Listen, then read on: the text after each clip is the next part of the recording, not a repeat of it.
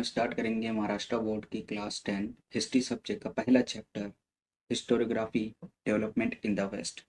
तो हिस्टोरियोग्राफी जानने से पहले हमें जान लेना चाहिए कि हिस्ट्री क्या है।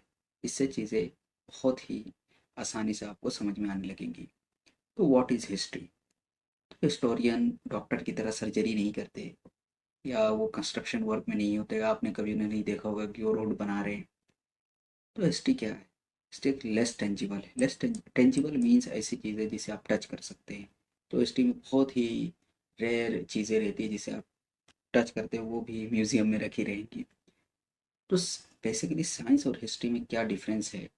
साइंस एम्पेरिकल मेथड का यूज़ करता है, यानी लैब का, जहाँ एक्सपेरिमेंट किया जाता है और सिंगल लॉ निकालने की कोशिश की जाती है। एक सिंगल रियलिटी जैसे न्यूटन का लॉ है।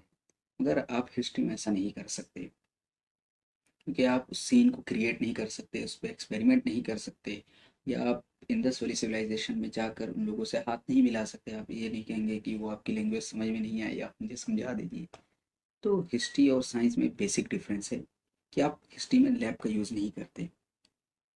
तो हिस्ट्री क्या है? बेसिकली पास्ट की स्टडी करना, पास्ट में जो लोग रहते थे उनके बारे में जानना, ये हिस्ट्री है, एक बेसिक डेफिनेशन है। तो हिस्ट्री हमें क्यों, ये पहला चैप्टर इसलिए मैं आपको बता दूं, कई लोग कहते हैं कि हिस्ट्री क्यों पढ़नी चाहिए। तो सबसे पहले हमें अपनी सोसाइटी की अंडरस्टैंडिंग होती है कि चेंजेस क्या हो रहे सोसाइटी में, उस चेंज की क्या कॉज है। फिर कुछ चीज़ें हैं जो चेंज नहीं हो रही है, क्यों नहीं हो रही, उस पर भी हिस्ट्री डील करती है, उसके बारे में हिस्ट्री बताएगी। इसकी एक एग्जांपल अगर मैं दूँ तो 2014 में बीजेपी पार्टी आ गई तो चेंज हुआ। अब हम जानेंगे कि क्यों हुआ, उसका कॉज क्या है। और कुछ स्टेट में भी चेंज नहीं हुआ, कांग्रेस पार्टी अभी भी है। तो वहाँ ऐसे कौन सा फैक्टर है कि वहाँ चेंजेस नहीं हुए। तो हिस्ट्री इसके बारे में डील करती है। हमारी इम्पोर्टेंस है हमारी लाइफ में हिस्ट्री का बहुत ज़्यादा। हमें सिखाएगी कि हमारी मॉरल वैल्यूज़ क्या हैं। मॉरल वैल्यूज़ जैसे अ, हम राजा हरिश्चंद्र के बारे में पढ़ते हैं, उनकी क्या मॉरल वैल्यूज़ थी, उससे खुद को कंपेयर करते हैं। या अब्दुल कादिर जिलानी के बारे में पढ़ते हैं, जब हम उनकी वैल्यूज़ को देखेंगे और हमारी, तो हमें पता चलेगा कि उस वक्त क्या मॉरल वैल्यूज़ थी और आज क्या है। तो उसे कंपेयर करने में आसानी हो जाएगी। फिर आइडेंटिटी प्रोवाइड करती है। सबसे ज़्यादा इम्पोर्टेंट जो हिस्ट्री का है वो आइडेंटिटी है। आपको आपकी फैमिली के बारे में बताएगी, नेशन के बारे में बताएगी, आपके हीरोज़ के बारे में बताएगी, जैसे भगत सिंह, राजगुरु। और इससे क्या होगा कि आपके अंदर नेशन के लिए लॉयल्टी पैदा होगी। तो ये हिस्ट्री का बेसिक, बहुत और ऐसे काम हैं, कई चीज़ें, ये बेसिक चीज़ें हैं जो आप लोगों को बता सकते हैं कि हिस्ट्री से हमें ये सीखने मिलता है। फिर कुछ बेसिक टर्म हैं जो जान लेना बहुत ज़रूरी है। Sources, primary source and the secondary source. Primary source first hand source से रहता है, आई विटनेस या रिजल्ट ऑफ द एक्सपेरिमेंट या पर्सनल डायरीज। ये बहुत ज़्यादा इंपॉर्टेंट है और इसकी बहुत वैल्यू हिस्टोरियोग्राफी में, या किसी आप रिसर्च कर रहे हैं तो प्राइमरी सोर्स जितना आप यूज़ करेंगे, आपकी रिसर्च की वैल्यू उतनी ही ज़्यादा अच्छी मानी जाएगी, रिसर्च उतनी अच्छी ज़्यादा मानी जाएगी। फिर सेकेंडरी सोर्स टेक्स्ट बुक है, comments, interpretation, discussion about the original source and the dictionaries, ये सब और बहुत सारी चीज़ें आती हैं, जैसे न्यूज़पेपर, ये भी सेकेंडरी सोर्स में आएगा। अब हम जानेंगे कि हिस्टोरिकल रिसर्च कैसे रहती है। सबसे पहले आपको किसी चीज़ पर रिसर्च करनी है तो उसके रिलेवेंट रेफरेंस निकालने पड़ेंगे। आपको बुक्स देखनी है, सोर्सेज देखने हैं। जैसे आपको मैं एग्जांपल देता हूँ, जलियांवाला बाग, उसके रिलेटेड आपको रिसर्च करनी है। तो जितनी बुक्स है आप वो देखेंगे, न्यूज़पेपर, आर्टिकल्स, प्राइमरी सोर्स है कि नहीं, इमेजेस, ये सब रेफरेंस आप निकाल, सबसे पहले रेफरेंस निकालेंगे। फिर उसके बाद आप देखें हिस्टोरिकल इन्फॉर्मेशन उसके बारे में क्या है, जलियांवाला बाग के बारे में। और फिर आप ट्रांजिशन फेज़, क्या ट्रांजिशन फेज़ मतलब अचानक कैसे ब्रिटिश के बिहेवियर में इतने चेंजेस आ गए कि वो 300 लोगों को एक साथ गोली मार रहे हैं। तो उसके बाद आप कंपेयर करेंगे कि क्या पहले भी ऐसा हुआ है, क्या ब्रिटिश ने ऐसा किया है किसी और रिवोल्ट में या किसी और प्रोटेस्ट में। तो आप इसमें कंपेयर करने की कोशिश करते हैं। फिर तीसरा, कॉन्सेप्चुअल फ्रेमवर्क आपने अपनी रिसर्च में बनाएंगे। कॉन्सेप्चुअल फ्रेमवर्क का मतलब किस टॉपिक के रिलेटेड आप रिसर्च करेंगे।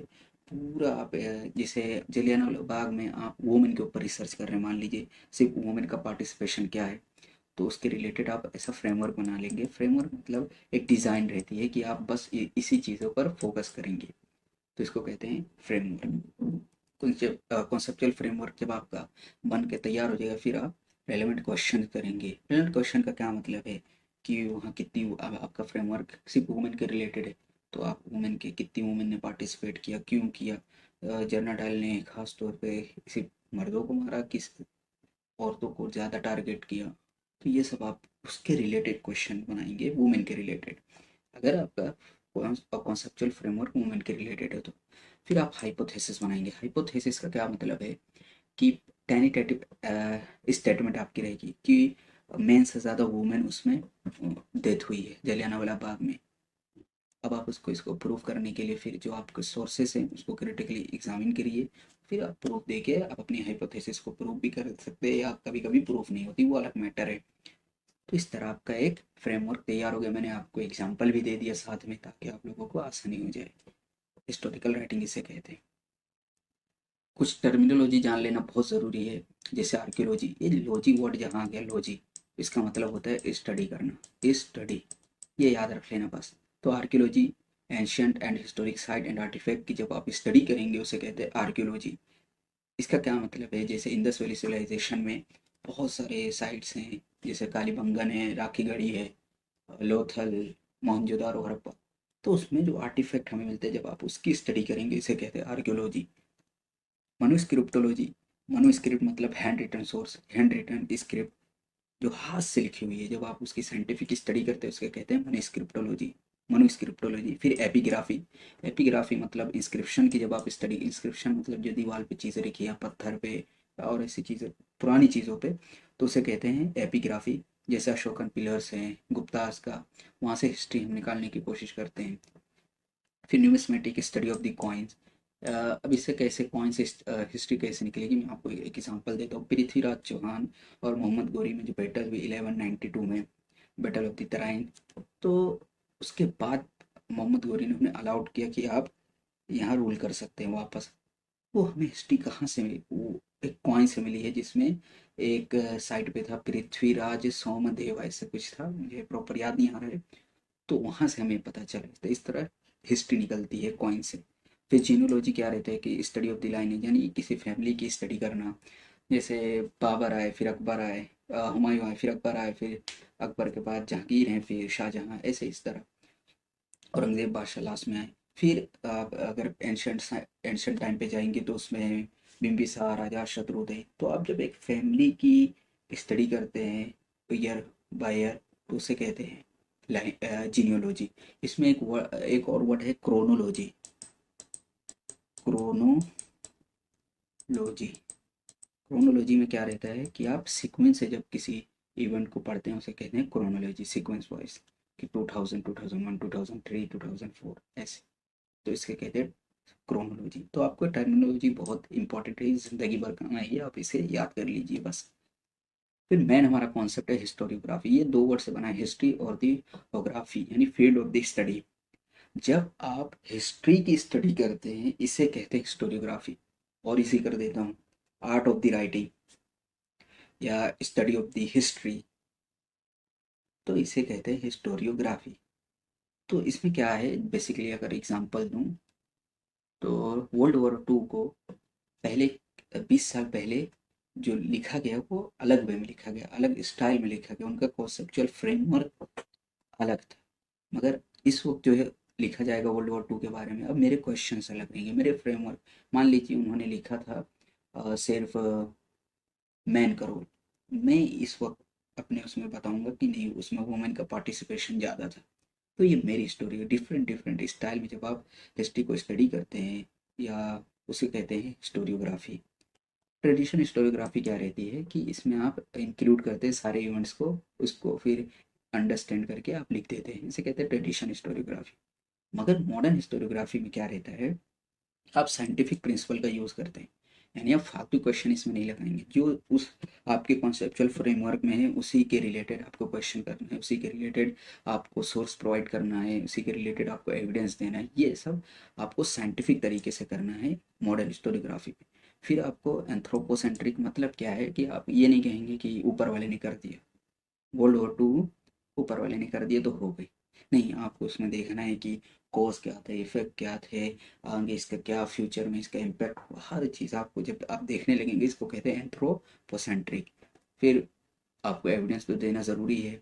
अब जलियांवाला बाग हुआ, जैसे मैंने ऊपर एग्जांपल दिया, और आपके पास कोई एविडेंस नहीं है कि उसमें, अब उसमें आपने बताया वुमेन का पार्टिसिपेशन ज़्यादा था, आपकी हाइपोथेसिस थी, और आपके पास एविडेंस नहीं है, तो फिर आपकी रिसर्च बेकार हो गई। तो इसीलिए आपको एविडेंस देना पड़ेगा। फिर हिस्ट्री क्या करती है? हिस्ट्री एक ग्राफ प्रोवाइड करती है ह्यूमन, जो पिछले लोगों ने किया उसी को हिस्ट्री बताती है हम लोगों को, इस वक्त जो प्रेजेंट में, या फ्यूचर जनरेशन को बताएगी जो आगे आने वाले हैं। तो इसे कहते हैं, ग्राफ प्रोवाइड करती है हिस्ट्री। तो हिस्टोरियोग्राफी बेसिकली क्या है? Study of history in different ways या डिफरेंट स्टाइल, आप ये भी कह सकते हैं। फिर फिलोसफी ऑफ हिस्ट्री में क्या है कि आप पहले फिलोसफी और हिस्ट्री एक ही डिपार्टमेंट था, अलग अलग डिपार्टमेंट नहीं थे। जैसे आज हिस्ट्री का अलग डिपार्टमेंट होता है, अलग पेपर होता है हिस्ट्री का। तो इसी तरह 1737 में पहली बार हिस्ट्री का एक डिपार्टमेंट बना, गोटिंजन यूनिवर्सिटी में, 1737, ये याद रख लीजिए बस। फिर स्कॉलरशिप बहुत ज़्यादा मेन है, हमें ये इसी पर ज़्यादा फोकस करना है। इन्होंने कैसे डेवलप किया हिस्टोरियोग्राफी को, इसको हम इसमें देखेंगे। तो सबसे पहले रेने डेस्कार्ट।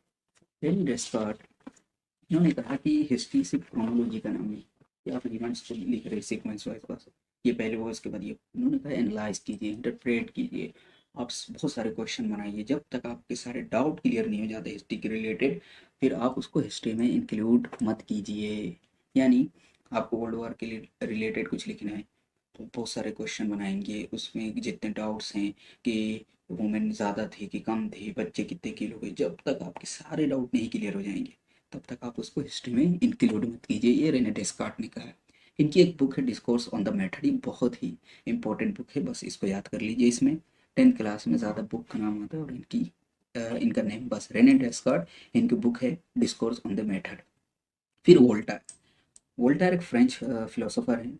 इनका एक फेमस मैंने लिखा है कि crush the infamous, famous slogan इनका क्रश द इनफेमस। इन्होंने कहा कि हिस्ट्री सिर्फ एक कुछ पर्टिकुलर लोगों के लिए नहीं है, क्रोनोलॉजी के लिए नहीं है, ये आप इसमें ऑल ह्यूमन एस्पेक्ट को इंक्लूड कीजिए, सब लोगों की हिस्ट्री होती है भाई। एक वक्त में आप सिर्फ एक पर्टिकुलर इंसान की या पर्टिकुलर लोगों की हिस्ट्री मत लिखिए। उस वक्त सोशल ट्रेडिशन क्या था, ट्रेड इकोनॉमी क्या थी, एग्रीकल्चर क्या था, ये सब भी आप हिस्ट्री में इंक्लूड कीजिए। ये वोल्टायर थे। इनकी एक बुक है the age of the Louis 14, 1751 में इन्होंने लिखी थी। और एक बुक, दूसरी बुक का नाम है the essay on the custom and the spirit of the nation, 1756 में ये लिखी है इन्होंने। तो इनको क्या कहा जाता है, वोल्टायर को father of the modern historiography, ये याद रख लीजिएगा। Founder of the modern historiography Voltaire को कहा जाता है। फिर हमारे हीगल आ गए, इन्होंने डायलेक्टिक प्रोसेस दिया है। तो डायलेक्टिक प्रोसेस क्या है, ये बहुत ही इजी वे में मैं समझा देता हूँ कि थेसिस, थेसिस क्या रहता है, आइडिया रहता है। फिर एंटीथेसिस, अपोजिट आइडिया। फिर इन दोनों को मिलाकर एक आइडिया बनता है, उसे कहते हैं सिंथेसिस। इसकी एग्जांपल अगर मैं दूं, तो कैपिटलिज्म है। कैपिटलिज्म क्या प्रोवाइड करता है कि फ्री ट्रेड हो और वेल्थ, मगर कैपिटलिज्म में कुछ लोगों के हाथ में रहती है, जैसे अंबानी के हाथ में, मान लीजिए अंबानी जी के हाथ में वेल्थ है, ये कैपिटलिज्म हो गया। तो इसकी एंटीथेसिस क्या है, सोशलिज्म। सोशलिज्म कहते हैं कि वेल्थ डिस्ट्रीब्यूशन इक्वली होनी चाहिए, यानी सब लोगों को बराबर बराबर वेल्थ होनी चाहिए, इनकम मिलनी चाहिए। तो ये सोशलिज्म एंटीथेसिस हो गई ना, कुछ लोगों के, सिर्फ पर्टिकुलर लोगों के हाथ में वेल्थ नहीं होनी चाहिए, सोशलिज्म कहता है। फिर अब आ गई सिंथेसिस, इन दोनों में लड़ाई हो गई, इन दोनों को मिलाकर क्या बना, सिंथेसिस। Synthesis mixed economy. इसमें क्या है कि फ्री ट्रेड भी रहेगा और वेल्थ लोगों, सब लोगों को बराबर बराबर दे दी जाएगी। आजकल इसी को, इसे मिक्स इकोनॉमी हर जगह प्रिवेलेंट कर चुकी है। सोशलिज्म पहले रशिया में थी, आप जानते हैं, फेल हो चुकी है। तो मिक्स्ड इकोनॉमी पूरी दुनिया में चलती है, ये भी याद रख लीजिए। फिर अगले हमारे फिलोसोफर है रैंके। इन्होंने कहा, जैसे प्राइमरी सोर्स मैंने आपको बताया था, फर्स्ट हैंड सोर्स, जिन्होंने वो देखा या उस वक्त जो चीज़ें लिखी गई हैं वो तो सेकेंडरी में आ जाएंगी, मगर जो उर्दू में इसका पर्टिकुलर वर्ड है, चश्मदीद गवाह जो है, उनकी ज़्यादा उन पर फोकस कीजिए, प्राइमरी सोर्स पर या डायरीज पर। जैसे मैं इसकी एक एग्जांपल दे देता हूँ, गांधी जी, उन्होंने खुद की ऑटोबायोग्राफी लिखी है। तो वो ज़्यादा रिलायबल रहेगी जो अदर लोगों ने गांधी जी के बारे में लिखा। इस तरह इन्होंने कहा कि प्राइमरी सोर्स पर ज़्यादा फोकस कीजिए, उसको यूज़ करके हिस्ट्री लिखिए। इनकी बुक है the theory and the practice of the history and the secret of the world history. ये जो मैं आपको बता रहा हूँ ये आपको बुक में मिल जाएगी, मैं सिर्फ आपको समझा रहा हूँ। अब जब आप ये पूरा लेक्चर देख लेंगे तो बहुत ही इजी वे में आपको फिर पढ़ने की भी ज़रूरत नहीं है। फिर कार्ल मार्क्स है। कार्ल मार्क्स इन्होंने क्लास थियोरी दी है। क्लास इन्होंने कहा दो तरीके की क्लास होती है, एक रूलिंग क्लास और एक वर्किंग क्लास। जो वर्किंग क्लास की हिस्ट्री इन्होंने कहा इसको लिखी जानी चाहिए। इसमें क्या है, लेबर के बारे में है, उनकी प्रोडक्शन क्या है, उस वक्त उनकी इकोनॉमिक कंडीशन क्या है, ये सब हिस्ट्री में इंक्लूड कीजिए। ये कार्ल मार्क्स की थियरी थी। ये कार्ल मार्क्स थे ना, ये हेगल के स्टूडेंट थे इनके। और ये काफ़ी ज़्यादा पूरा इन्होंने एक वे बना दिया था, चेंजेस कर दिए थे। आगे जो रशिया ये सब कार्ल मार्क्स की थियरी पे ही चलते हैं। फिर आगे एनल्स स्कूल में क्या है कि इन्होंने कहा कि आप लोग सिर्फ डिप्लोमेसी पे हिस्ट्री लिखते हैं, आप लोग सिर्फ वॉर पे हिस्ट्री लिखते हैं, सिर्फ पॉलिटिकल कंडीशन पे, ऐसा नहीं होना चाहिए। इन्होंने कहा क्लाइमेट पे हिस्ट्री लिखिए, लोकल पीपल पे, एग्रीकल्चर, ट्रेड, टेक्नोलॉजी, या इन्होंने भी देखिए सारे एस्पेक्ट जो एक पर्टिकुलर इवेंट्स के रहते हैं उसमें सबको इंक्लूड कीजिए हिस्ट्री में। तो बेसिकली देखो वोल्टायर ने भी यही कहा था और एंडरसन स्कूल इन्होंने क्लाइमेट ये सब इंक्लूड और ज़्यादा कर दिया, बस कोई ज़्यादा फर्क नहीं है। फिर हमारा आ गई फेमिनिस्ट, ये बहुत इंपॉर्टेंट है फेमिनिस्ट हिस्टोरियोग्राफी। जैसे मैंने जलियांवाला बाग की भी एग्जांपल दी, उसमें जानबूझ के मैंने फेमिनिज्म फेमिनिज्म को प्रमोट किया। और इस वक्त है कि वर्ल्ड वॉर 2 में मैं आपको एग्जांपल देता हूँ कि वर्ल्ड वॉर 2 में कितनी वुमेन ने पार्टिसिपेट किया, या वर्ल्ड वॉर 2 के कितने वुमेन हीरोज़ को आप जानते हैं। हमारे इंडियन नेशनल मूवमेंट में कितने वुमेन को आप जानते नहीं जानते, क्योंकि वुमेन को नहीं दिखाया जाता ज़्यादा हिस्ट्री में। तो ये फेमिनिज्म कहता है कि भाई हमारा भी रोल है, वुमेन का रोल है, उनको मेन वो रख कर जब आप हिस्ट्री लिखेंगे सेंटर में, तो इसे कहते हैं फेमिनिज्म। तो इसमें ये भी इंक्लूड है कि अभी जो वर्ल्ड वॉर हो चुकी है और बहुत सारे इवेंट जिस पर हिस्ट्री लिखी जा चुकी है, अब उसको रीथिंकिंग किया जाएगा, रिस्ट्रक्चर किया जाएगा वुमेन के पर्सपेक्टिव से, इसे कहते हैं फेमिनिज्म। तो बहुत ईजी वे में मैंने आपको समझा दिया है। फिर हमारे लास्ट है माइकल फोको। इन्होंने कहा कि हिस्ट्री में क्रोनोलॉजी, कुछ इवेंट्स को लिख देना, ये हिस्ट्री नहीं है। इन्होंने कहा कि एक्सप्लेन कीजिए हिस्ट्री में ट्रांजिशन को। ट्रांजिशन मतलब चेंजेस को। इसकी मैं बहुत अच्छी एग्जांपल देता हूँ कि हंटिंग गैदरिंग से सेटल एग्रीकल्चर में हम कब आए थे, मेसोलिथिक पीरियड में। या 1940 हमारे लिए एक चेंज पीरियड है, ट्रांजिशन पीरियड है। ये क्विट इंडिया मूवमेंट 8 अगस्त को शायद हुआ था ग्वालियर टैंक में। गांधी जी ने उसी में कहा था करो या मरो। तो इन्होंने कहा कि ट्रांजिशन पीरियड को हिस्ट्री में ज़्यादा फोकस कीजिए, आप उसके रिलेटेड लिखिए। ये पूरा चैप्टर कंप्लीट हो गया है। अब जब आप बुक को उठाकर देखेंगे आपको कुछ पढ़ने की ज़रूरत नहीं, सिर्फ एक दो बुक मैंने इसमें इंक्लूड जानबूझ के नहीं किया, आप वो देख लीजिए बस। खत्म ही हमारा पहला